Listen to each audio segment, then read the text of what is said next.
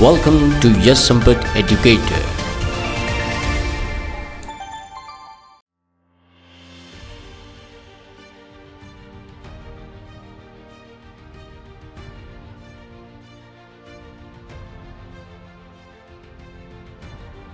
So hello everyone, welcome to yes Sampat educator. 25 November 2022 का Hindu newspaper आज हम लोग डिस्कस करने वाले हैं, जहां पर आज एक टॉपिक आया है that is called the child marriage versus India. यहां पर उसके बारे में आज हम लोग डिस्कस करेंगे। Is it clear? साथ ही साथ ये भी जानेंगे कि what are the particular causes and what are the particular effect in this girl child also. Okay, तो यहाँ पर गर्ल चाइल्ड जो है कौन कौन सी चीज़ें जो है फेस करते हैं अपने चाइल्ड मैरिज के दौरान। यहाँ पर मैं आपको कहना चाहूँगा कि राजस्थान के अंदर जो है चाइल्ड मैरिज सबसे ज़्यादा देखने को मिल रहा है, उसके रिगार्डिंग आज आर्टिकल आया है। साथ ही साथ आज हम लोग ये सारी की सारी चीज़ें जो है डिस्कस करेंगे। Before we going to start this kind of the particular lecture, I want to tell you that if you are preparing for the defence and UPSC examination like the combined defence services, air force common admission test, National Defense Academy, Indian Navy, INET, Air Force Group Action, White Army, UPSC, Civil Services Examination, and if you are also preparing for the banking examination like the IBPS Clerk, IBPS PO, IBPS RRB, SBI Clerk, SBI PO, RBI Grade B, so don't worry, batches launched by Yes Sampat Educator. So what are you waiting for, guys? Just call on 9773230619, and you can also follow me in the Instagram, in the YouTube, and in the Facebook also. You can just enroll in this kind of the particular courses, and online platform is available over here. Is it clear? Before we going to start this kind of the particular session, I want to introduce myself. So once again, Jai Hind to one and all who are watching this kind of the particular video. This is Mr. Yes Sampat. By profession I am an engineer and by passion I am an educator. चलो भारत को आगे बढ़ाता है. You can just follow me in this kind of the particular social media platform. So let us start with the first question. Article 324 of the Constitution, which was seen in the news, is related to the appointment of which position. तो यहाँ पर इसके बारे में आप लोगों को मैंने पूछा था. यहाँ पर आप मुझे कमेंट कर सकते थे. यहाँ पर मैंने आपकी कमेंट्स की रिप्लाई भी दे सकते थे. तो ये चीज़ आप लोगों को यहाँ पर याद रखना है. सो करेक्ट आंसर होगा यहाँ पर इलेक्शन कमिश्नर. ओके, आगे बात करते हैं नेक्स्ट क्वेश्चन के बारे में. Which country launched the Orion spacecraft? यहाँ पर ये जो क्वेश्चन है उसका आंसर आप लोगों को जो 26 नवंबर 2022 का यहाँ पर जब हम लोग हिंदू न्यूज़पेपर का एनालिसिस करेंगे उस समय आपको ये मिल जाएगा. पर यहाँ पर आप मुझे कमेंट सेक्शन में बता सकते हैं कि यहाँ पर कौन कौन सी जो कंट्रीज होगी, इसमें से कौन सी सही कंट्री होगी जिसने यहाँ पर ओरियन स्पेसक्राफ्ट को लॉन्च किया है. Is it clear? So let us start with the first article. तो यहाँ पर जैसे दोस्तों आप लोगों ने यहाँ पर थंबनेल देखा था, सो that is about the child marriage. तो दोस्तों मैं यहाँ पर कहना चाहूँगा कि आज की जो डेट है न्यूज़पेपर की जो डेट है वो है फ्राइडे 25 नवंबर 2022. और आज के न्यूज़पेपर के अंदर जो इम्पोर्टेंट आर्टिकल निकल कर आता है that is about the child marriage. Okay, यहाँ पर आप देख सकते हैं कि चाइल्ड मैरिज के बारे में राजस्थान जो है बहुत सारी चीज़ें फेस कर रहा है. सो चाइल्ड मैरिज रियर्स इट्स अगली हेड इन दी राजस्थान. तो यहाँ पर आप लोगों को ये चीज समझना है कि कोविड-19 पेंडेमिक जब भी चल रहा था तो यहाँ पर बहुत सारी चीजें आप लोगों को देखने को मिली थी राजस्थान के अंदर. आप लोगों ने यहाँ पर ये भी हम लोग कह सकते हैं कि चाइल्ड मैरिज के अंदर जो सब्सिक्वेंटली जो पहले का रेशियो था उसके मुताबिक अगर उसकी कंपैरिजन की जाए तो यहाँ पर वो रेशियो जो है काफ़ी हद तक थोड़ा कम हुआ है, ऐसा हम लोग कह सकते हैं. That is called the reducing ratio. Okay, so India has made substantial progress in reducing the incidence of child marriage over the years, but the economic hardship induced by the COVID-19 pandemic over here, okay, is likely to roll back girls made so far in the desert state where the social malaise is culturally endemic. The recent alleged sale of girls on the stamp paper too settle dabs show how the girl child is vulnerable in families that see them as a means to tide over their financial woes. ठीक है, तो यहाँ पर जो report है ये उसके अंदर ये चीज़ सिर्फ और सिर्फ आप लोगों को याद रखनी है कि चाइल्ड मैरिज के यहाँ पर जो कंपैरिजन की जाए पहले के रेशियो के साथ, तो यहाँ पर रेशियो जो है काफ़ी तक डिक्रीज हुआ है. इसीलिए चाइल्ड मैरिज के अंदर आप लोगों को रिडक्शन देखने को मिला है. ठीक है, पर फिर भी यहाँ पर अल्टीमेटली जो चाइल्ड मैरिज जो है 100% डिस्ट्रॉय नहीं हुआ. तो भारत इस चीज़ को किस तरीके से देखता है, प्रॉब्लम की तरीके से देखता है या तो चैलेंज की तरीके से देखता है, और वो भारत जो है हमारा वो किस तरीके से इन सारी की सारी क्रिटिकल सिचुएशन को फेस करता है. ठीक है, आइए उसके बारे में हम लोग जानते हैं रिगार्डिंग द चाइल्ड मैरिज। तो दोस्तों जो न्यूज़ निकल कर आई है तो यहाँ पर जो यही है कि steering committee of the global programme, ठीक है, उन्होंने यहाँ पर कहा था कि हमें जो चाइल्ड मैरिज जो है पूरे इंडिया में से ख़त्म करने की बात करनी है। तो यहाँ पर उन्होंने इंडिया को विजिट किया था और यहाँ पर विटनेस के तौर पर उन्होंने ये चीज़ कही थी regarding the child marriage. Okay, so help reduce the prevalence of child marriage over year. यहाँ पर मैं इस कमेटी की बात करूँ तो ये कमेटी है UNFPA एंड यूनिसेफ, ठीक है। तो यूनिसेफ जो है ये चाइल्ड वेलफेयर के लिए काम करता है, ये चीज़ याद रखिएगा। एंड चाइल्ड मैरिज टीम जो है ये भी एक कमेटी का एक हिस्सा थी। Is it clear? So UNFPA UNICEF global programme to end child marriage team over here, ठीक है। Increase in number of child brides, यहाँ पर अगर मैं आपको एक स्टेटिस्टिकली देखा जाए तो राजस्थान के अंदर भी आप लोगों को देखने को मिल सकता है चाइल्ड ब्राइड्स का जो यहाँ पर नंबर था, वैल्यू देखने को ज़्यादा मिला था, पर दिन प्रतिदिन जैसे जैसे समय गुजरता गया अभी चाइल्ड मैरिज जो है काफ़ी तक रिड्यूस हुआ है, पर अल्टीमेटली ख़त्म तो हुआ नहीं है, ठीक है, ये चीज़ याद रखिएगा। तो यहाँ पर जो है चाइल्ड ब्राइड की जो इंक्रीज होने की जो वजह है वो एक्चुअली था pandemic. Is it clear? 10 million children could become the child brides as a result of the pandemic globally. तो ये एक ग्लोबल पेंडेमिक के तौर पर यहाँ पर आप देख सकते हैं उसके जो रिजल्ट आए थे, चाइल्ड ब्राइड जो है ऑलमोस्ट 10 मिलियन चिल्ड्रन को यहाँ पर चाइल्ड ब्राइड बनाया गया था। उसका अगर मैं सालाना एनालिसिस करूं, ईयरली एनालिसिस करूं तो इंडिया के अंदर चाइल्ड मैरिज जो है रिड्यूस हुआ है 47.4% से लेकर 2005 to 6 के अंदर 2005 टू 2006 के अंदर यहाँ पर जो है चाइल्ड मैरिज 47.4% से लेकर 26.8% के करीब यहाँ पर पहुँच चुका है 2015 और 2016 के अंदर। Is clear? तो ये चीज़ आप लोगों को यहाँ पर याद रखनी है। तो उसके बाद और यहाँ पर अगर टाइम जैसे जैसे निकलता गया 21% के पास ये जो है आंकड़ा पहुँच चुका है। Is clear? आगे बात करते हैं कि लास्ट 5 ईयर्स के अंदर ये जो आंकड़ा था काफ़ी हद तक डिक्लाइन हुआ regarding the 3.5% points to the reach of 23.3%, ठीक है, 2021 के अंदर। तो यहाँ पर नेशनल फैमिली हेल्थ सर्वे ने इस तरीके के 5 रैंडमली डेटा को लेकर यहाँ पर ये एनालिसिस किया था। ओके, आगे बात करते हैं ग्लोबल सिनेरियो के बारे में। तो यहाँ पर टोटल नंबर ऑफ गर्ल्स जो है जो जिनका चाइल्डहुड में मैरिज होता है वो करीब एक साल के अंदर 12 मिलियन जो है चाइल्ड का यहाँ पर मैरिज किया जाता था ग्लोबल सिनेरियो के दौरान, ठीक है, जिसके अंदर अगर मैं कहूँ तो ये जो प्रैक्टिसेस है 2030 तक ये चल सकती है, ऐसा यहाँ पर अनुमान लगाया जा रहा है। यहाँ पर इस तरीके की जो टारगेट है, ठीक है, regarding this particular it was the target set out in the sustainable development goals. Okay, तो ये जो टारगेट सेट यहाँ पर किया गया है कि हम लोग इसको ग्लोबल सिनेरियो के अंदर भी रोक सकेंगे, तो इस प्रैक्टिस को 2030 तक हम लोग रोक देंगे, ठीक है, ऐसा यहाँ पर अनुमान लगाया गया है regarding the target of the sustainable development goals. ठीक है, प्रिवेंटिव एक्शन की अगर मैं बात करूँ तो पहले से उसको किस तरीके से ब्लॉक किया जा सकता है, किस तरीके से उसको प्रिवेंट किया जा सकता है, कौन सा ऐसे एक्शन जो है कि हम लोग चाइल्ड ब्राइड जो बन रही है उसको बनाने में रोक सके उसको।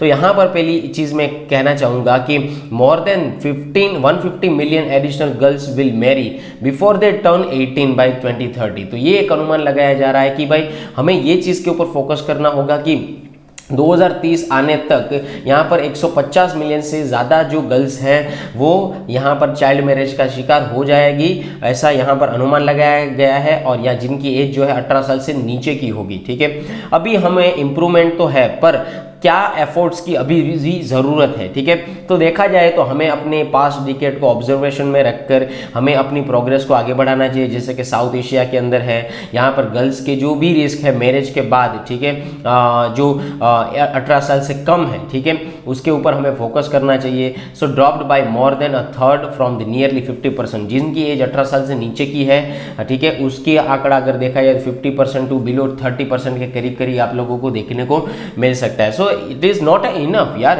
And progress has been also uneven. तो यहाँ पर प्रोग्रेस को भी हमें एक इवन प्रोसेस बनाना होगा, यहाँ पर और थोड़े अवेयरनेस कैंप चलाने होंगे, इस तरीके की चीज़ें यहाँ पर करनी ही होगी। Is it clear? India's position की अगर मैं बात करूँ, भारत की इसके अंदर क्या पोजीशन है, ठीक है, तो जिस तरीके से ये ट्रेंड जो चल रहा है और यहाँ पर जो चाइल्ड मैरिज का जो यहाँ पर डिक्लाइन देखने को मिल रहा है, इससे हम लोग कह सकते हैं कि 23.3% is still disturbingly high percentage in this particular country, जिसके अंदर 141.2 करोड़ की यहाँ पर जनसंख्या है। ठीक है, ये चीज़ चीज़ आप लोगों को यहाँ पर याद रखनी है। अगर चाइल्ड मैरिज के बारे में अगर 8 स्टेट के बारे में पूछा जाए तो यहाँ पर आप लोगों को लिखना है West Bengal, Bihar, Tripura the top most list with more than 50% of women aged, जिनकी एज होगी 20 to 24%, ठीक है, 20 to 24 एज की होंगी, ओके, ईयर्स मैरिड बिलो 18, ठीक है।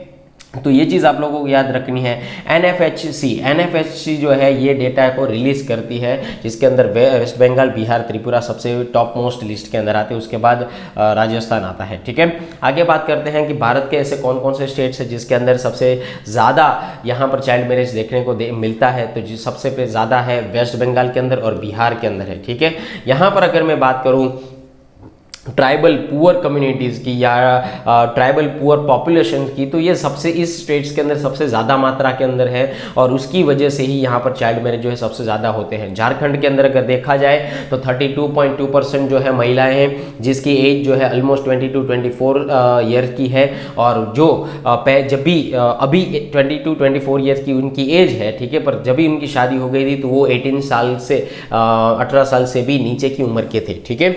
ये चीज़ आप लोगों को समझनी है। इन्फेंट मोर्टेलिटी जो है उसकी बात करें तो 37.9% का आंकड़ा निकल कर आता है।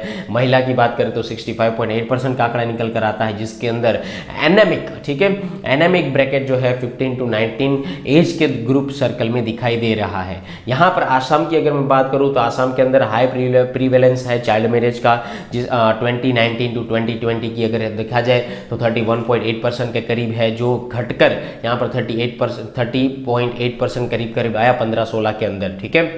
पर यहाँ पर कुछ ऐसे भी स्टेट्स है जिसके अंदर चाइल्ड मैरिज कम हुआ है, जिसके अंदर है मध्य प्रदेश, पहले था 23.1%, ठीक है, 23 पहले थे जो 15-16 की अगर बात करें तो उसमें था 32.4%, अभी आ चुका है 23.1%, ठीक है। राजस्थान के अंदर ये आंकड़ा जो है, राजस्थान के अंदर में यहाँ पर जो दिखाया गया है आर्टिकल के अंदर, मैं बता दूँ राजस्थान की जो है यहाँ पर सिचुएशन बताई गई है आर्टिकल के अंदर, इज इट क्लियर। पर सबसे ज़्यादा जो है वेस्ट बंगाल के अंदर है, पर ऐसा तो है नहीं कि राजस्थान के अंदर भी डिस्ट्रॉय हो चुका है, ठीक है। तो 35% से 4.4% से लेकर 25.4% यानी कि 10% रिडक्शन होना, ये भी एक अच्छी बात है। पर यहाँ पर अल्टीमेटली चाइल्ड मैरिज जो है राजस्थान के अंदर डिक्रीज नहीं हुआ है या डिस्ट्रॉय नहीं हुआ है। उसके बाद आता है हरियाणा के अंदर भी, ठीक है।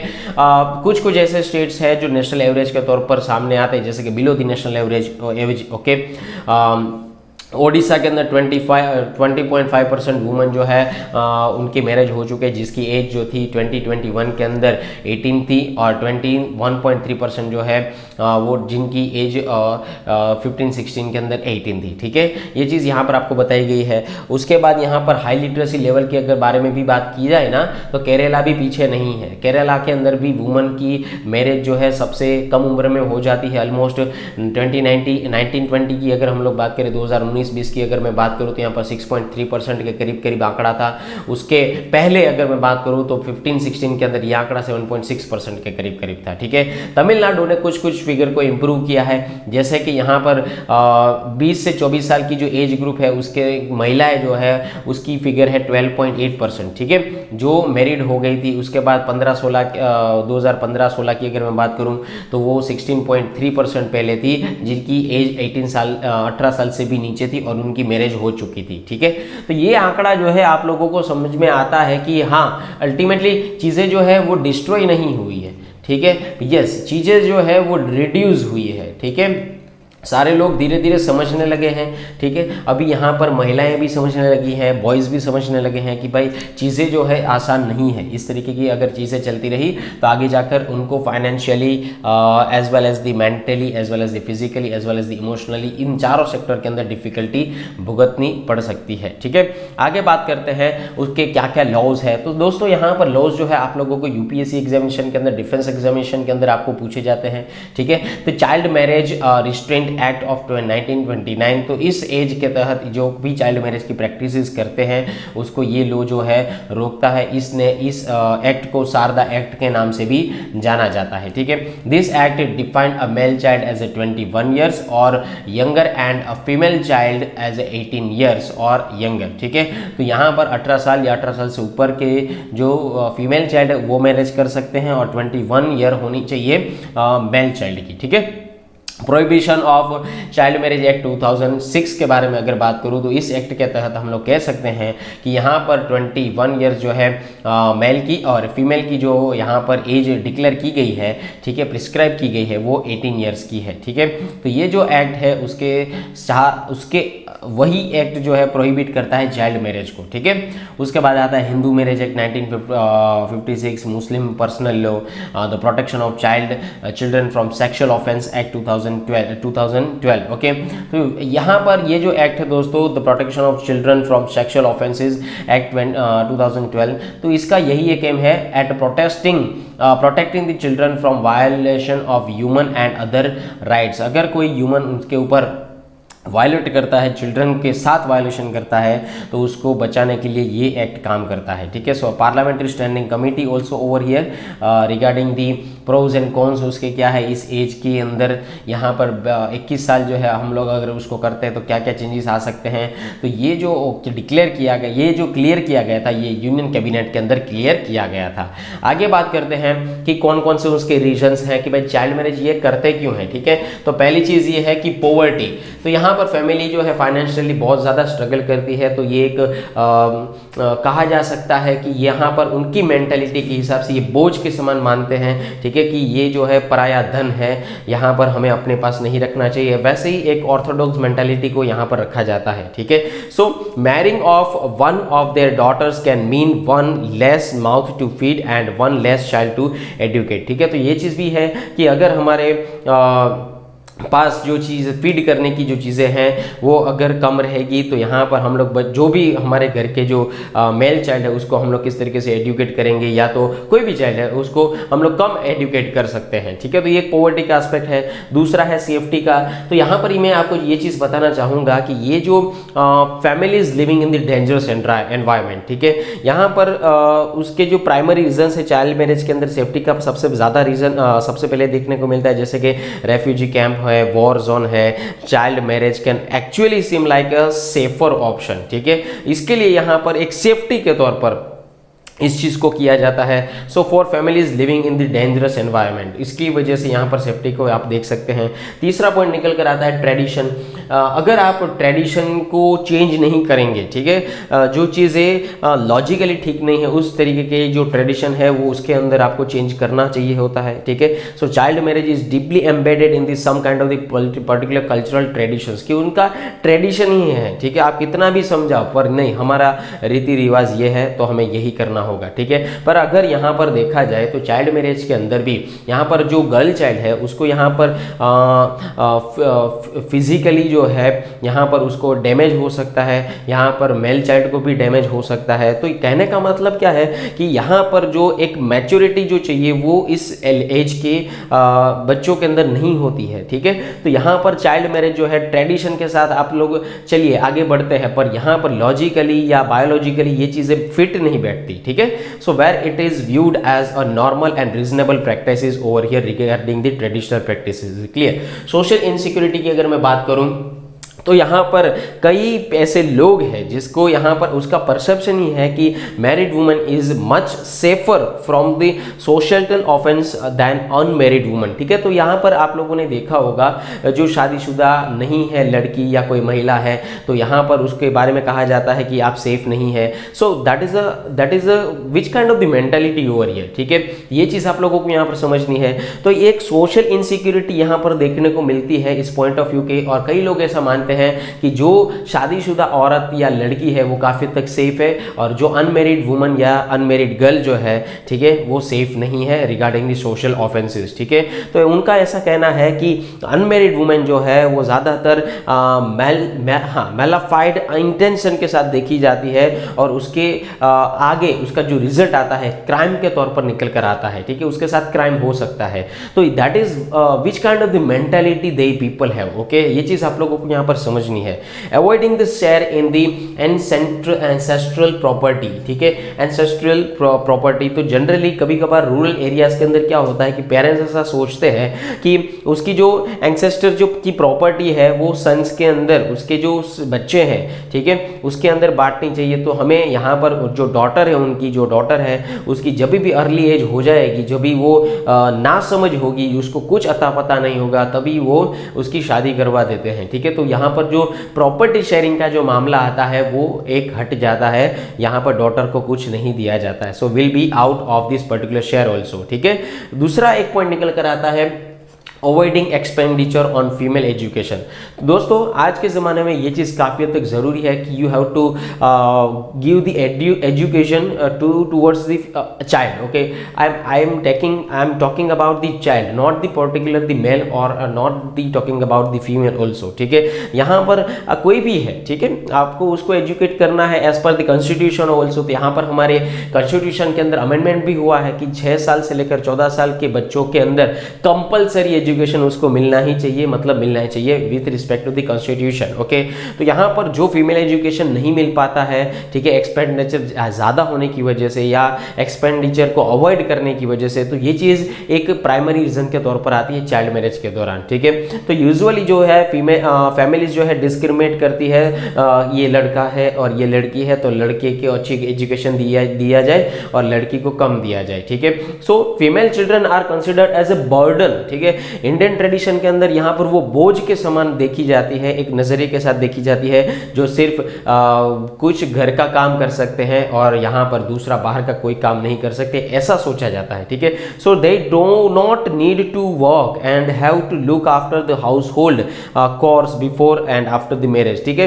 तो इसके लिए यहाँ पर बताया जाता है कि अभी बच्ची बड़ी हो गई है, अपने घर जाएगी, तो इस तरीके की जो लैंग्वेज है वो वहाँ पर बोली जाती है, बच्चों को कहा जाता है, उसकी मेंटालिटी के अंदर ये सारी की सारी चीज़ें जो है डाली जाती है बचपन से, ठीक है। अभी बच्ची बड़ी होने वाली है या बड़ी हो गई है, अभी वो अपने घर जाएगी, तो इस तरीके की चीज़ें यहाँ पर बताई जाती है, ठीक है। So that is a primary reason for the child marriage. आगे बात करते हैं कि चाइल्ड मैरिज के क्या क्या इम्पैक्ट्स हो सकते हैं। सो सबसे पहली चीज़ है ह्यूमन राइट का वायोलेशन होना, ठीक है। चाइल्ड मैरिज का सबसे पहला चीज़ यही आता है कि ह्यूमन राइट का वायोलेशन होना और उसकी डिग्निटी का वायोलेशन होना।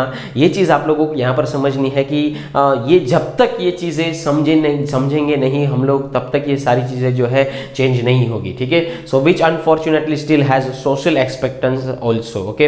हार्मफुल इम्पैक्ट जैसे कि एजुकेशन के ऊपर तो इम्पैक्ट हुआ है, अगर किसी भी बच्ची को या किसी भी लड़के को आगे पढ़ाई करना है, पर अगर आपने उसके ऊपर मैच्योरिटी के अलावा जिम्मेदारियां थोप दी, चाइल्ड मैरिज के रिगार्डिंग जो भी जिम्मेदारियां हैं थोप दी, तो उसका एजुकेशन तो पहले ही नील हो जाएगा। आफ्टर दैट दी यहाँ पर जो है इंसान है, ठीक है, तो उसके हेल्थ इश्यू हो सकते हैं, यहाँ पर उसके हेल्थ इश्यू हो सकते हैं, ये तो चीज़ सही है। पर अगर वो चाइल्ड मैरिज के बाद अगर वो गर्ल्स चाइल्ड को यहाँ पर आगे चिल्ड्रन होते हैं, चाइल्ड होता है, तो उसके भी जो है हेल्थ जो है काफ़ी तक अच्छी नहीं हो सकती या चिल्ड्रन की सेफ्टी जो है डैमेज हो सकती है, उसको हार्म हो सकता है, ठीक है। ये चीज़ आप लोगों को समझना है। Reduce education rates for girls, ठीक है। चाइल्ड मैरिज अगर कर दिया तो यहाँ पर बस हाउस होल्ड वर्क करना है, इस तरीके की मेंटालिटी लोग रखते हैं। इसकी वजह से यहाँ पर जो है गर्ल को यहाँ पर पढ़ाया नहीं जाता है और यहाँ पर गर्ल की जो मात्रा है, लड़कियों की जो मात्रा है पढ़ाई करने के दौरान, ठीक है, वो काफ़ी हद तक कम देखने को मिलती है, ठीक है। चाइल्ड मैरिज जो है ये काफ़ी हद तक एक टिपिकल मार्क्स के तौर पर आता है जो गर्ल्स की एजुकेशन को ख़त्म कर देता है। They end this kind of the particular girls education over here, ठीक है, once she is married, okay, जब भी वो शादी कर लेती है तभी। यहाँ पर she is also expected to take care of her husband and start having children, leaving little time for school or career, ठीक है। तो अगर ऐसा एक्सपेक्ट कर दिया कि मुझे आगे पढ़ाई करना है, मुझे अपने हस्बैंड का भी ख्याल रखना है, मुझे बच्चे भी होने चाहिए, मेरे बच्चे भी होने चाहिए, मुझे थोड़ा बहुत टाइम मिले तो अपने स्कूल के लिए निकालूँ या करियर के निकालूँ, ठीक है। तो इस तरीके की बाद में मेंटालिटी चलने लगती है, okay. Traps families in a cycle of poverty, ठीक है, traps families in in a cycle of poverty. Child marriage के अंदर ये एक फाइनेंशियल सेंस जो है काफ़ी हद तक देखने को मिलता है, ठीक है, जिसके अंदर मैं बात करूँ तो यहाँ पर short term for struggling the parents, okay, but it can actually trap families in a cycle of the poverty. यहाँ पर गरीबी की जो साइकिल रहती है, पॉवर्टी की साइकिल जो रहती है, उसमें कई फैमिलीज को यहाँ पर फंसाया जाता है। ये भी एक इम्पैक्ट होता है चाइल्ड मैरिज के दौरान। They contributes to higher fertility rates, okay, higher fertility rates जो है यहाँ पर आप लोगों को देखने को मिल सकता है। अभी यहाँ पर देखिए कोई यंगर ब्राइड्स है, ठीक है, are more likely to have a larger families because they have more child bearing years, okay, during this particular married life। तो उन्होंने अपनी मैरिड लाइफ में बहुत सारे ऐसे जॉइंट फैमिलीज देखे होंगे, बहुत सारे से चिल्ड्रंस देखे होंगे, ठीक है। So they also usually face a greater inequality with their husband also, ठीक है। तो यहाँ पर वो अपने हस्बैंड के साथ भी अनइक्वालिटी देखती है, साथ ही साथ यहाँ पर जो वाइफ है वो अपने आप को यहाँ पर डिस्करेज भी कर सकते हैं और उसके चिल्ड्रंस को भी कर सकते हैं। So how many children to have, ठीक है।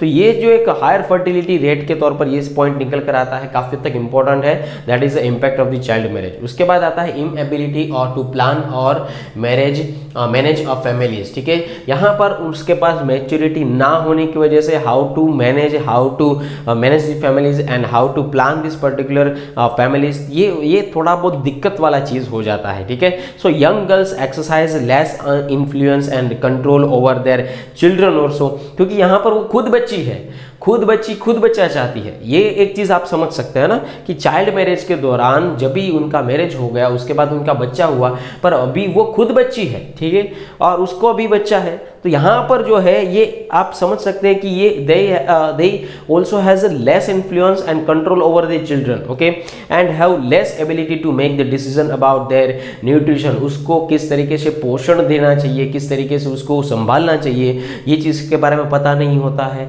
उसके हेल्थ सेक्टर के बारे में पता नहीं होता, हेल्थ केयर के बारे में नहीं पता होता है, हाउस होल्ड किस तरीके से मैनेज किया जा सकता है नहीं पता होता है, because of that kind of the maturity in this kind of the particular age, okay. तो ये चीज़ आप लोगों को यहाँ पर समझनी है। उसके बाद डिज़ायर फॉर मेल चाइल्ड, यहाँ पर ये जो चीज़ है सबसे ज़्यादा आप लोगों को रूरल एरिया के अंदर देखने को मिल सकती है। Due to desire for a male child, हमें तो लड़का ही चाहिए। आप लोगों ने बहुत सारे से मूवी देखे होंगे जहाँ पर एक बच्चे की आशा अपेक्षा रखी जाती है, पर काफ़ी हद तक उसके अंदर लड़कों की आशा अपेक्षा रखी जाती है कि हाँ ऊपर वाला उसको लड़का ही दे, ठीक है। तो ये चीज़ आप लोगों ने बहुत सारे मूवीज़ में देखी होगी, ठीक है। अगर यहाँ पर मैं स्टेटिस्टिक्स की बात करूँ तो जिन लोगों को यहाँ पर 3 बच्चे होंगे या 4 बच्चे होंगे आज की सिनारियो के दौरान, तो उसकी जब भी 2 पहले लड़की होगी तो mostly almost not the 100%, almost 80 to 90% तीसरा उसका लड़का ही होगा। Why because they plan the family on the basis of to get the desire to achieve the desire of the male child, ठीक है। उसको तीसरा 2 अगर लड़की है, ठीक है, तो तीसरा जो है उसको लड़का हो, तो इस मेंटालिटी के साथ वो जो है फैमिली प्लान करते हैं, ठीक है। So due to desire of for a male child, young girls and women are forced to conceive as many times as she can, still she gives birth to a male child। जब तक वो अपने बच्चे को, जो एक लड़का हो, उसको जन्म ना दे तब तक कंसीव करने के लिए वुमन को फोर्स किया जाता है। इसलिए रूरल एरिया के अंदर आप लोगों ने देखा होगा 3, 4, 5, 6 सबसे ज़्यादा यहाँ पर रूरल एरिया के अंदर पॉपुलेशन देखने को इसी वजह से मिलती है, फैमिली के अंदर इसी वजह से लोग देखने को मिलते हैं कि उसको फोर्स किया जाता है कि हमें एक मेल चाइल्ड चाहिए, हमें एक लड़का चाहिए, चाहे वो फोर्स उसके हस्बैंड के थ्रू हो, चाहे वो उसके ससुराल वालों के थ्रू हो, चाहे वो उसके कोई भी रिलेटिव्स के थ्रू हो, इज ए क्लियर, और चाहे सोशल प्रेशर भी हो सकता है, सामाजिक दबाव भी हो सकता है, ठीक है। So that is depend on the case to case wise, ठीक है। So there are the impacts of the child marriage over here. आगे बात करते हैं कि अभी हम लोग कर क्या सकते हैं, what is the particular solution for this situations, okay. सबसे पहली चीज यहाँ पर मल्टी प्रोंग्ड स्ट्रेटेजी हमें चाहिए, जैसे कि एजुकेशन फॉर पॉवर्टी, ठीक है, गरीबी के लिए यहाँ पर शिक्षा मुहैया कराना, बेटर एजुकेशन प्रोवाइड करवाना, इंफ्रास्ट्रक्चर और चिल्ड्रन के लिए अच्छे इंफ्रास्ट्रक्चर जो है फैसिलिटीज़ प्रोवाइड करवाना, यहाँ पर सोशल अवेयरनेस कैंप चलाना regarding the health sector, regarding the nutrition, okay. उसके बाद इनइक्वालिटी, सोशल नॉर्म्स के बारे में रिग्रेसिव होना, यहाँ पर एक पक्के लॉ हो, स्ट्रॉन्ग लॉ यहाँ पर इनएक्ट करना, स्ट्रिक्ट एनफोर्समेंट रहना। तो हमें कुछ इस तरीके की स्ट्रेटेजी बनानी होगी कि एक तरीके से उस चीज़ को हम लोग कंट्रोल कर सके और साथ ही साथ लोगों को समझाने में हम अपना योगदान दे सके। Is it clear? Girl child gets an education and preferably vocational training as well as to so that she can be financially independent. यहाँ पर अगर मैं आपको बताऊँ कि ये मैंने कब बहुत बार लेक्चर में भी कहा है, ऑफलाइन लेक्चर में भी कहा है और बहुत बार ऑनलाइन लेक्चर में भी कहा है, when ever you dependent on others regarding the financial sector, ठीक है, तो आपका एक्सप्लॉयटेशन होना तय है, चाहे वो फिजिकली हो, चाहे वो मेंटली हो, चाहे वो इमोशनली हो, चाहे वो फाइनेंशियली हो। जब तक आप फाइनेंशियली इंडिपेंडेंट नहीं होगे अपने आप से, चाहे वो गर्ल है चाहे वो मेल है, ठीक है, जब तक वो अपने आप से फाइनेंशियली इंडिपेंडेंट नहीं होगे तब तक आपका कहीं ना कहीं एक्सप्लॉयटेशन देखने को मिल सकता है। That is a probability, that is not 100%, okay.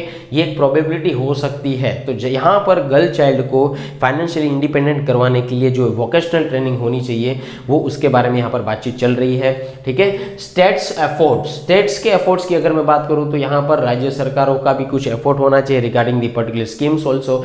जैसे कि वेस्ट बंगाल के अंदर मैं बात करूँ तो कन्याश्री स्कीम निकल कर आई थी regarding the financial aid to girls wanting to pursue higher studies. अगर वहाँ की जो लड़कियाँ हैं या वहाँ की जो गर्ल चाइल्ड है, अगर उसको हायर स्टडीज़ के लिए पैसा नहीं है तो यहाँ पर पैसा दिया जाए। बिहार और अदर स्टेट्स ने भी इस साइकिल को इम्प्लीमेंट किया था और यहाँ पर वो सेफली स्कूल तक पहुँचे थे। यूपी के अंदर, उत्तर प्रदेश के अंदर भी इस तरीके की जो स्कीम्स थी उसको यहाँ पर एंकरेज किया गया है और स्कूल्स के अंदर लाया गया है, ठीक है। तो ये सारी चीज़ें जो है काफ़ी तक हम लोग कर सकते हैं और चाइल्ड मैरिज को रोकने में ये पॉइंट जो है काफ़ी तक हमारे हेल्पफुल हो सकते हैं, ठीक है। दूसरा, जैसे मैंने कहा कि गर्ल चाइल्ड को एम्पावर कीजिए, ठीक है। Empower in the sense of what? Solution lies in the empowering girls, okay. कि पब्लिक इंफ्रास्ट्रक्चर उसके लिए बिल्डअप कीजिए। यहाँ पर एक सोशल नॉर्म्स यहाँ पर एड्रेस करना चाहिए। चाइल्ड मैरिज प्रोहिबिशन ऑफिसर्स जो है यहाँ पर child protection committee and child marriage prohibition officer जो है इसके बारे में काम करें, doing the job and activating the community support group. तो इस तरीके की यहाँ पर एक पंचायत लेवल के तौर पर जो है ये सारी की सारी चीज़ें होनी चाहिए, ठीक है। बाद में चाइल्ड मैरिज फ्री, ठीक है, child marriage free villages like in Odisha which now has over the 12,000 such villages, ठीक है। तो ये चीज़ यहाँ पर जो एफर्ट होंगे तो इस तरीके के कामकाज होते रहेंगे, ठीक है। और उसके बाद यहाँ पर कमेटी गाइडलाइन जो है उसको इम्प्लीमेंट करना चाहिए। जैसे कि शिवराज पाटिल कमेटी जो रिपोर्ट जो है 2011 के हिसाब से यहाँ पर मैं बात करूँ तो कर्नाटक के अंदर जो चाइल्ड मैरिज का परसेंटेज जो रेट आया था वो काफ़ी तक डाउन निकल कर आया था। 19 और 2005 के अंदर 5-6 के अंदर यहाँ पर वो आंकड़ा निकल कर आया था 42% और 1920 के अंदर 21.3% निकल कर आया था, ठीक है। आई होप सो ये आर्टिकल आप अच्छी तरीके से समझ पा रहे हैं। So that's it for this particular article. अभी बात करते हैं नेक्स्ट आर्टिकल के बारे में। तो दोस्तों हम लोगों ने कल के लेक्चर के अंदर यानी कि 24 नवंबर 2022 के अंदर क्या है जलीकट्टू, ठीक है, उसके बारे में बातचीत किया था, ठीक है। तो आज फिर से उसके ऊपर एक आर्टिकल आया है, मैं यहाँ पर आप लोगों को दिखाना चाहूँगा। Please wait. Yes, this one. Okay. So, yes, this one. Prevention of cruelty is not an absolute idea. Supreme Court observes while hearing Jallikattu case, ठीक है। तो जलीकट्टू के जो है वो एक्चुअली क्या है, ये एक तमिलनाडु का स्पोर्ट्स है जहाँ पर हम लोगों ने कल उसके बारे में पूरा का पूरा डिस्कशन किया था। ये चीज़ आप लोगों को यहाँ पर समझनी है। Is it clear? So prevention of the cruelty is not an absolute idea. The constitution commands us to be compassionate to all living creatures, ठीक है। हमें एक सहानुभूति होनी चाहिए। हमें क्या होना चाहिए? हमें एक सहानुभूति होनी चाहिए regarding the living creatures, but but it should have a balance, the Supreme Court observed while hearing the Jallikattu case on the Thursday also। ठीक है, तो ये चीज़ आप लोगों को यहाँ पर समझनी है। तो यहाँ पर जो भी एनिमल है, ठीक है, mosquito is also an animal, is it clear. तो यहाँ पर कहा गया है कि suppose a mosquito is about to land on you, okay, land on you and take what it wants. ठीक है, अगर आपके स्किन के ऊपर अगर कोई मॉस्किटो बैठा है तो वो उसको अगर वो ट्राई करता है आपकी खून चूसने के लिए, तो mosquito is also an animal. We were wondering whether we should just stand there worried और do what we need to do to protect our sleeves. Okay, तो यहाँ पर हमें स्लीव पहननी चाहिए कि हम इस अपनी जो स्किन है उसको बचा सके, ना कि उसको मार देना चाहिए। इस तरीके का यहाँ पर KM जोसेफ जो है उन्होंने यहाँ पर एक जो बेंच जो भी बैठी थी उसके बारे में यहाँ पर कहा गया था और एक लाइटर नोट जो थी उस हियरिंग के अंदर यहाँ पर बताया गया था। ठीक है, यहाँ पर उसके बारे में बताया गया है कि जो एक क्रूएल्टी होती है उसकी वो आप लोगों को ध्यान रखना है। जो पालतू प्राणी है, जो आप लोगों ने डोमेस्टिक एनिमल्स भी पाल रखे, उसका आप लोगों को अच्छी तरीके से ख्याल रखना है, ये आपकी जिम्मेदारी है। ठीक है, तो यहाँ पर इसके बारे में मैं आपको साथ डिस्कशन करना चाहूँगा कि इंडियन एक्सप्रेस के अंदर भी ये आर्टिकल निकल कर आया था, prevention of cruelty to animal act draft process 61 changes over year 3 year jail for gruesome cruelty and 5 for killings. Is it clear. तो ये ड्राफ्ट के अंदर ये सारी की सारी चीजें जो है निकल कर आती है। अब ये चीज है उसके बारे में देखते हैं कि draft prevention of cruelty to animal amendment bill 2022 क्या कहता है। ठीक है, तो गवर्नमेंट ने अभी ही फिलहाल उसको इंट्रोड्यूस किया था। ठीक है, to amend the 6 decade old law prevention of cruelty to animal act 1960। Okay, तो यहाँ पर ड्राफ्ट के थ्रू ये चीज प्रिपेयर की गई थी and this particular draft prepare by the ministry of fisheries, animal husbandry and the dairying. Okay, dairying. तो ये जो है ये ड्राफ्ट उसके थ्रू प्रिपेयर किया गया था। अभी यहाँ पर ये अमेंड जो है क्या क्या चीजें प्रपोज करता है, तो bestiality. Okay, bestiality as a crime. तो सबसे पहली चीज समझो कि बेस्टियलिटी क्या होती है।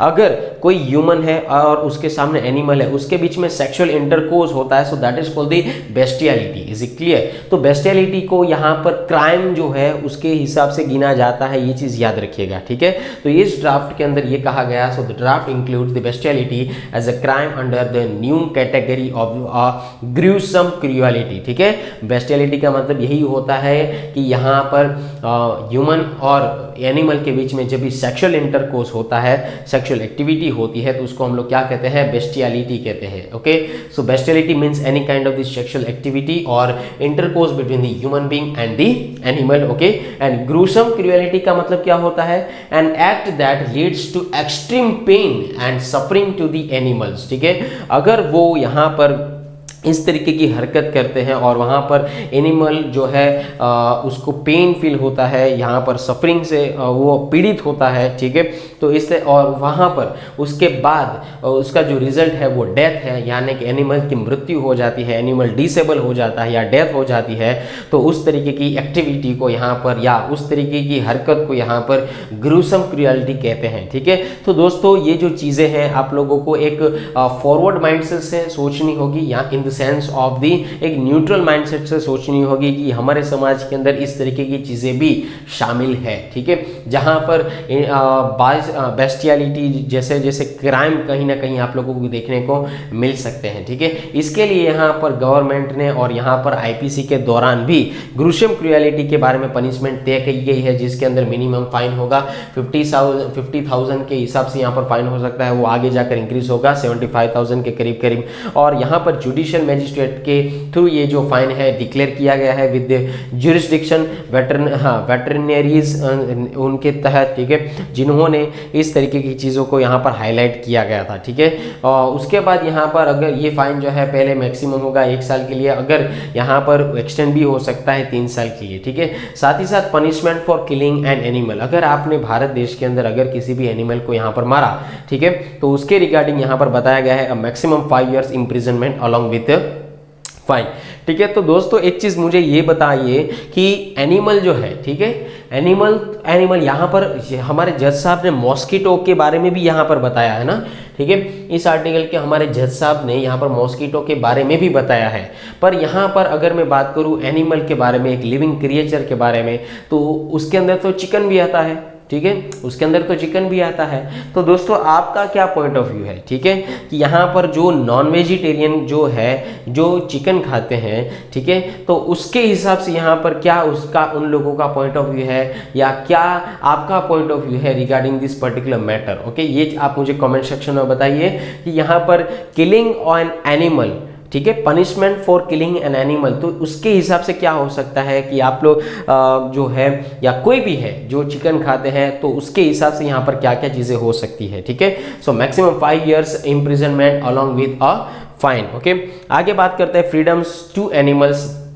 Okay, so the draft also proposes insertion of a new section 3A which provides the 5 freedom to animals। यहाँ पर हम एनिमल्स को 5 तरीके की जो है आज़ादी देते हैं, जिसके अंदर आता है एक तो freedom from thirst, hunger and malnutrition, ठीक है।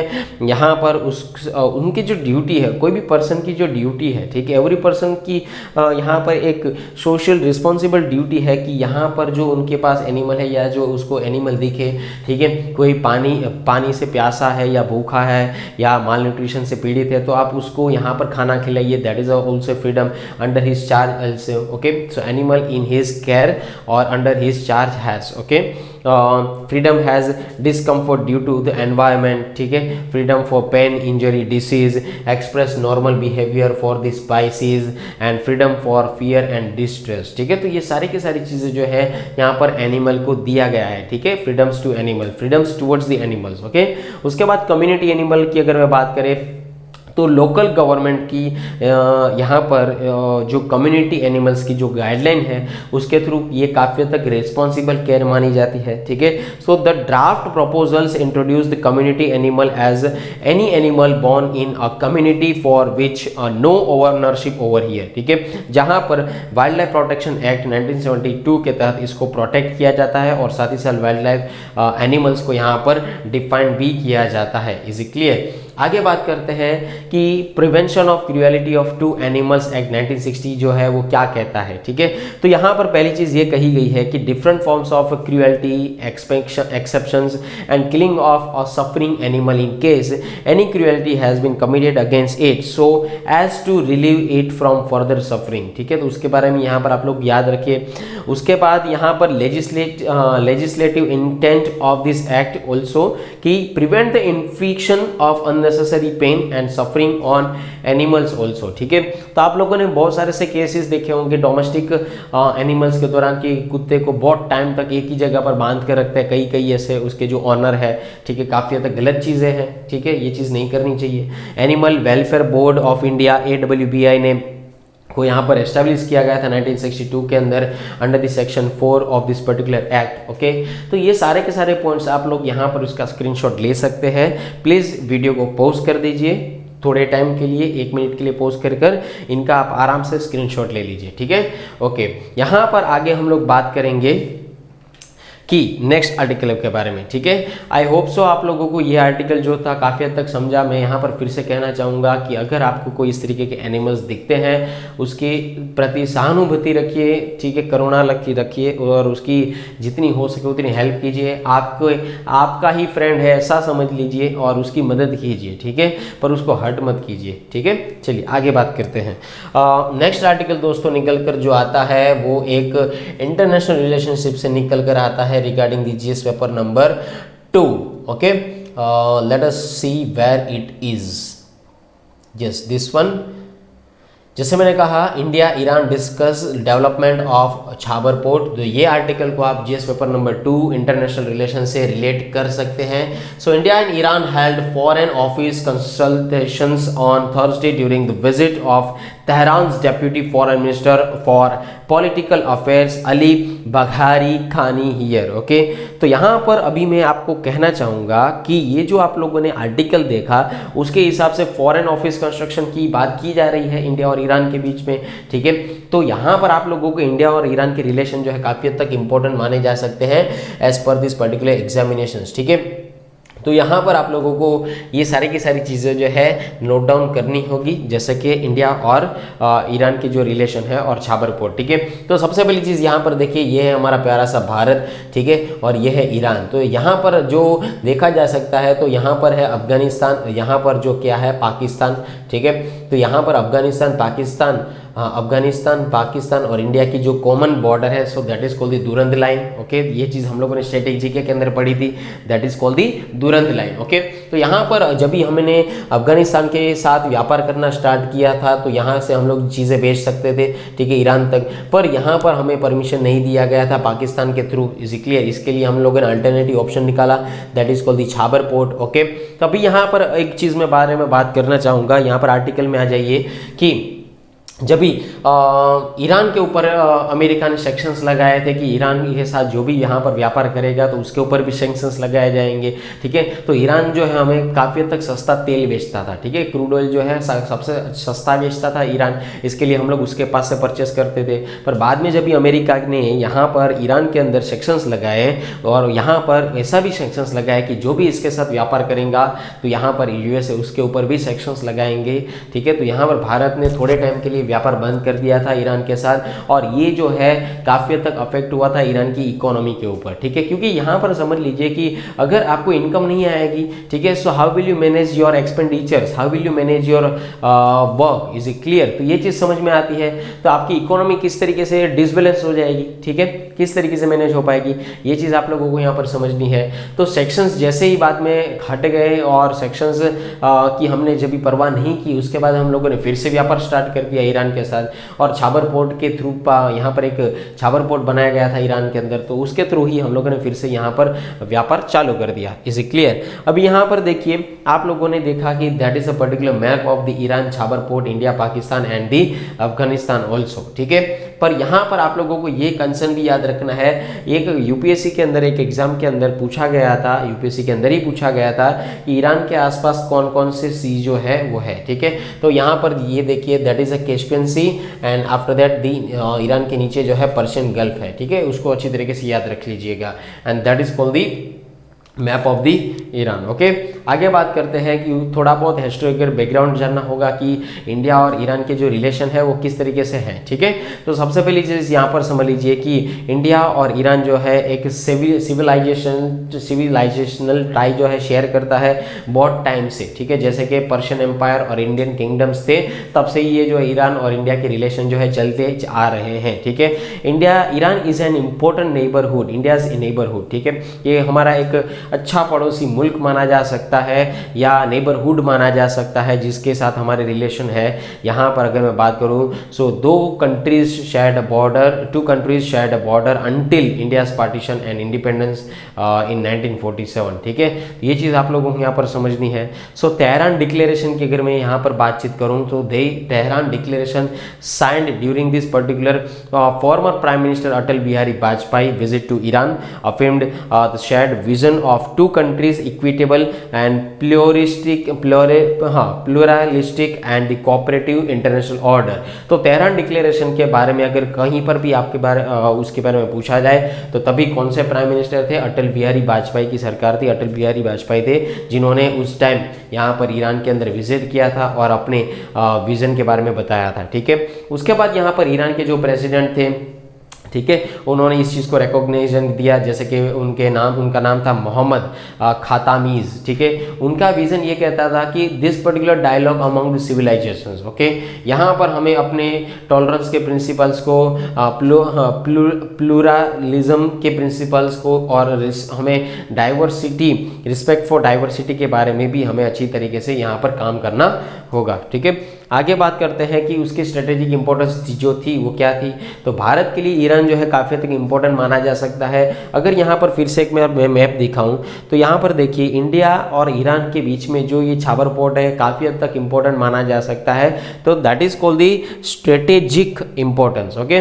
तो भारत की अगर देखा जाए तो भारत की जो जियोग्राफी है तो उसके हिसाब से Iran is located at a strategic and crucial geographical location, ठीक है, जो पर्शियन गल्फ में भी है और कैस्पियन सी के बीच में भी है, ठीक है। तो जैसे मैंने कहा कि ईरान जो है पर्शियन गल्फ के अंदर, पर्शियन गल्फ एंड कैस्पियन सी के दोनों के बीच में है, ठीक है।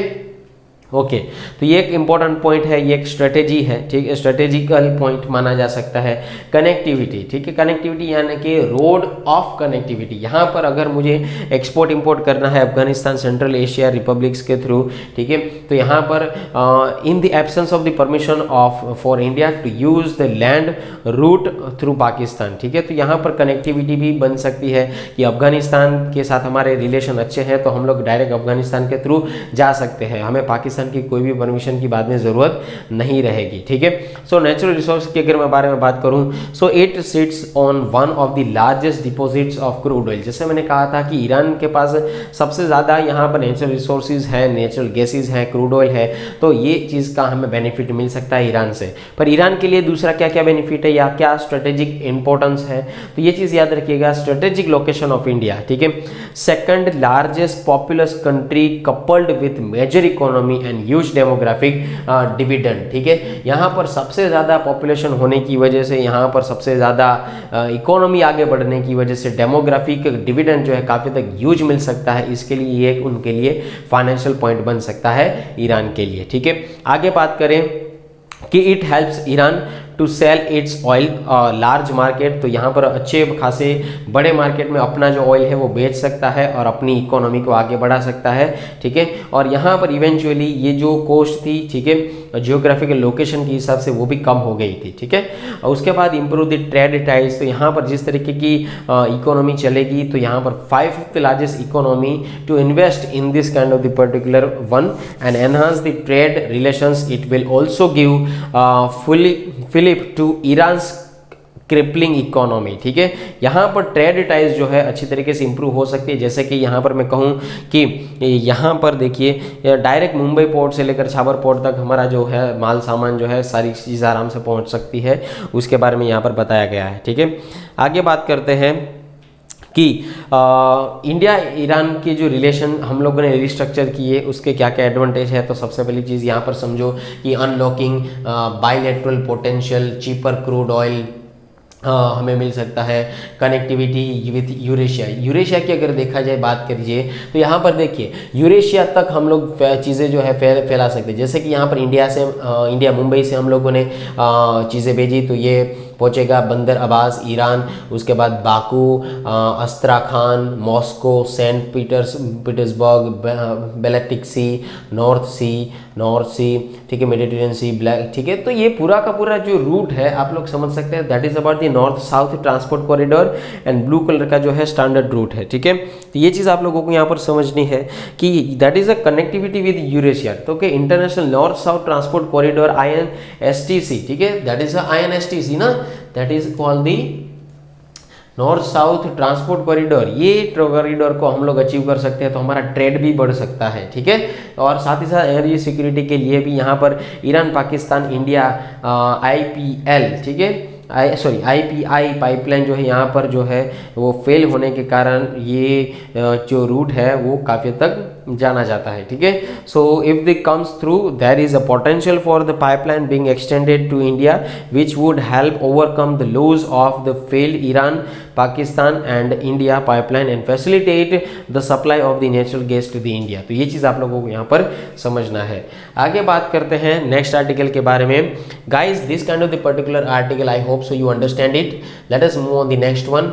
अभी नेक्स्ट आर्टिकल जो है ये काफ़ी तक इंपॉर्टेंट माना जा सकता है। So that is about the unemployment rate dips marginally to 7.2% in the July September survey. Okay, ये चीज़ यहाँ पर समझनी है। तो यहाँ पर अनएम्प्लॉयमेंट जो रेट है काफ़ी तक रिड्यूस देखने को मिला था, जो पहले 9.8% के करीब था 21 के दौरान, तो यहाँ पर अभी 7.6% के करीब पहुँच चुका है, ऐसा यहाँ पर कहना है, ठीक है। यहाँ पर ये जो रिपोर्ट है वो कौन निकालता है, ये चीज़ याद रखिएगा, नेशनल स्टैटिस्टिकल ऑफिस, ठीक है, नेशनल स्टैटिस्टिकल ऑफिस जो है इन्होंने थर्सडे को ये रिपोर्ट डाली थी। तो guys as per your examination point of view you have to read about the unemployment, ठीक है। तो unemployment एक्चुअली क्या है? So unemployment is nothing but when a person who is actively searching for employment is unable to find work, ठीक है, काम करने की क्षमता है पर काम नहीं है, so that is called the unemployment, okay। Unemployment is often used as a measure for health of the economy। यहाँ पर भारत सरकार की बात करूँ या हमारी इंडियन इकोनॉमी की बात करूँ तो ये एक अनएम्प्लॉयमेंट जो है ये एक मेजरेबल टूल है जो इकोनॉमी को यहाँ पर गवर्न करता है, ठीक है। उसके बाद यहाँ पर अगर देखा जाए तो अनएम्प्लॉयमेंट रेट जो है उसके बारे में यहाँ पर बातचीत की गई, जैसे कि which is the number of the unemployed people divided by the number of people in the labour force also. National sample survey organisation NSSO, ठीक है। तो उन्होंने यहाँ पर डिफाइन किया था अनएम्प्लॉयमेंट एंड अनएम्प्लॉयमेंट के बारे में यहाँ पर कुछ चीज़ें डिफाइन की है, ठीक है। जैसे कि वर्किंग, ठीक है, so engage in an economic activity, तो उसको हम लोग एम्प्लॉयड कहेंगे, ठीक है। हम लोग अनएम्प्लॉयड किसे कहेंगे, एम्प्लॉयड किसे कहेंगे, ठीक है। एम्प्लॉयड इन द सेंस कि इकोनॉमिक की एक्टिविटी के अंदर वो एंगेज है, ठीक है, so that is working. Seeking किसको कहेंगे, ठीक है, जो अनएम्प्लॉयड है, सो सीकिंग और अवेलेबल फॉर वर्क, सो वो अनएम्प्लॉयड है, ठीक है। So there is a definition employed, there is a definition of unemployed and neither seeking nor available for work, ठीक है, उसके बारे में बताया गया। तो पहले जो दो है, ठीक है, 1 and 2, ठीक है, तो ये जो दो है ये labour force and unemployment rate के तौर पर निकल कर आते हैं, the percentage of the labour force that is without the work, okay. तो यहाँ पर जब भी अनएम्प्लॉयमेंट रेट का यहाँ पर आपको बातचीत की जाए, उसके बारे में आपको पूछा जाए, इक्वेशन जरूर लिखिएगा, ठीक है, डिस्क्रिप्टिव क्वेश्चन पेपर के अंदर। Unemployment rate is equal to unemployed worker divided by total labour force into 100, okay. आगे बात करते हैं कि उसके टाइप्स के बारे में, तो कौन कौन से टाइप्स है। Disguised unemployment, so what is the meaning of the disguised unemployment, तो it is the phenomenon where in more people are employed than actually needed, ठीक है। अगर समझ लीजिए कि एक कोई फील्ड है जिसके अंदर 4 लोग जो है या 5 लोग जो है अच्छी तरीके से काम कर सकते हैं, पर उसी जगह पर अगर मैंने 15 लोग बिठा दिए तो that is called the disguised unemployment, ठीक है। So it is primarily traced in the agriculture sector. Agriculture sector में अगर देखा जाए तो यहाँ पर 4-5 खेत मजदूरों की जरूरत होती है, पर वहां पर है ना 10-15 लोग काम करते हैं। सो that is called the unorganised sector of India, ये चीज याद रखिएगा, ठीक है। सीजनल अनएम्प्लॉयमेंट का मतलब क्या होता है कि समझ लीजिए कि आप लोगों ने कपास पिलिंग, ठीक है, जिसको हम लोग जीन कहते हैं, ठीक है, उसकी मिल जो है ओपन की, ठीक है, जीन ओपन किया, तो जिस जीन के अंदर 6 महीने आपको यहाँ पर काम करना होता है, 6 महीने वहाँ पर मेंटेनेंस होता है। तो यहाँ पर जो चीज़ें चलती है, ठीक है, इस तरीके की जो सीज़न चलती है कि अभी सीज़न है कि पैसे कमा लो, उसके बाद सीज़न नहीं है कि अभी वापस जाना पड़ेगा। तो इस तरीके की जो चीज़ें होती है उसको हम लोग क्या कहते हैं, सीजनल अनएम्प्लॉयमेंट कहते हैं। जैसे एग्रीकल्चर सेक्टर में फिर से होता है कि एक कोई हम लोगों ने क्रॉप बोया, तो क्रॉप को बोने के बाद उसका मेंटेनेंस करने का, उसके बाद उसको काटने का काम तब तक होगा जब तक सीजन रहेगी, उसके बाद फिर से फ्री, ठीक है। So that is called the seasonal unemployment. Structural unemployment का एक्चुअली मतलब क्या होता है कि category of unemployment, okay, mismatch between the jobs available. यहाँ पर आपके पास जो जॉब अवेलेबल है पर आपकी काम की नहीं है, so that is a structural unemployment, ठीक है, कि मार्केट के अंदर स्किल्स अवेलेबल है, वर्कर्स अवेलेबल है, पर मार्केट की स्किल की डिमांड अलग है, ठीक है, ये चीज याद रखिएगा। So that is a structural unemployment. Many people in India do not get jobs due to lack of requisite skills and due to poor education level it becomes difficult to train them, ठीक है, उसके बाद हमें उसको train करने में भी difficulty होती है। साइक्लिक अनएम्प्लॉयमेंट का मतलब क्या होता है कि ये जो इस तरीके की जो रिसेशन पीरियड आते हैं, ठीक है, यहाँ पर इकोनॉमिक ग्रोथ अटक जाता है, डिक्लाइन हो जाता है बिजनेस साइकिल के हिसाब से, तो यहाँ पर साइक्लिक अनएम्प्लॉयमेंट देखने को मिल सकता है, ठीक है। जैसे कि अगर मैं वहाँ पर बातचीत करूँ कि आपका जो बिजनेस ग्रोथ जो है वो रुक गया, ठीक है, किसी भी कंपनी का, तो यहाँ पर उस पर्सन को यहाँ पर बोल दिया कि कल सवेरे आप दूसरा ढूंढ लीजिए, दूसरी जगह चले जाइए, या रिसेशन पीरियड आ चुका है, तो इस तरीके की चीज़ों को साइक्लिक अनएम्प्लॉयमेंट कहते हैं। यहाँ पर टेक्नोलॉजिकल अनएम्प्लॉयमेंट का मतलब ये है कि कोई भी पर्सन के पास जॉब है, पर जैसे ही नई टेक्नोलॉजी आई तो वो उसकी स्किल्स जो है नई टेक्नोलॉजी के हिसाब से मैच ना हो पाए, इसके लिए उसको भाई साहब को या उस मोहतरमा को जॉब गंवानी पड़े। सो that is called technological unemployment, ठीक है। तो 2016 के अंदर वर्ल्ड बैंक ने यहाँ पर ऐसा प्रिडिक्ट किया था कि ऑलमोस्ट हर एक साल बाद 69% के करीब जो है यहाँ पर जॉब जो है लेफ्ट होती है, ठीक है।